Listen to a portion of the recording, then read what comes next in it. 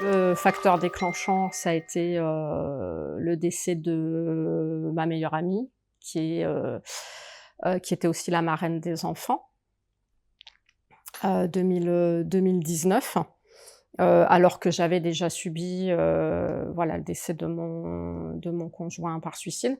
Ça a commencé à, devenir, quelque chose d'envisageable.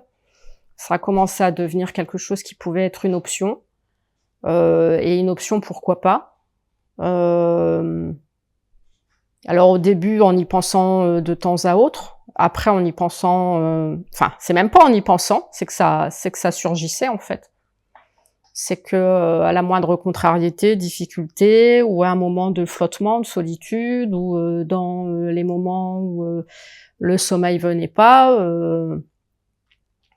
ça pouvait être, ben pourquoi pas. Donc c'est même quelque chose qui peut être un peu sournois, je dirais.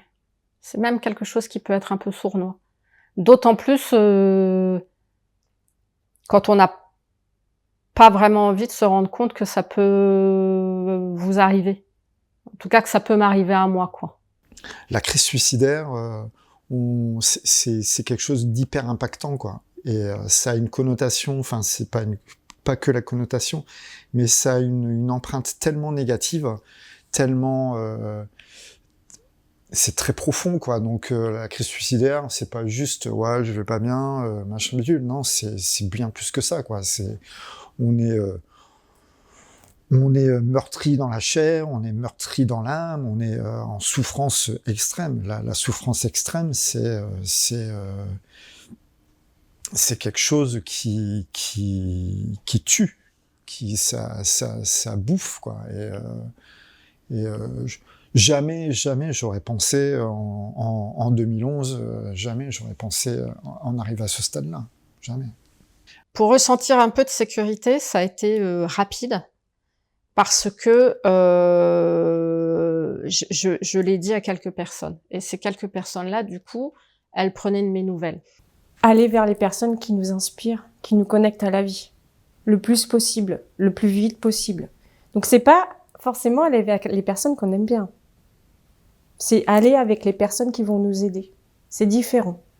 Parce que si je suis dans mon cercle d'amis et que j'ai des pensées à intention suicidaire et que ma super copine a des pensées à intention suicidaire, on est d'accord que je l'adore, ma copine, mais ça va pas m'aider, là. C'est pas ça qui va me connecter avec la vie. Je lisais dans des articles, et il paraît que parler, ça fait du bien. J'avais pas envie de parler, hein. Donc je me suis dit, bon, je vais peut-être tenter le coup. Allez, je vais essayer. Il paraît que ça marche. Quand tout le monde dit que ça marche, même si on n'est pas convaincu, on se dit, bon, je vais essayer. Mais j'étais pas convaincue du truc, et ça a pas marché tout de suite, hein. Donc je suis sortie de là, j'étais plutôt crevée, éprouvée. C'est pas du tout sympa comme activité de parler. Ça me plaît pas du tout. Mais bon, n'empêche que j'ai recommencé encore et encore. Et c'est tout un cycle, et ça marche. Maintenant, globalement, pour répondre à votre question, globalement, je suis nettement plus heureux qu'avant, en fait. Ma vie n'est pas forcément différente.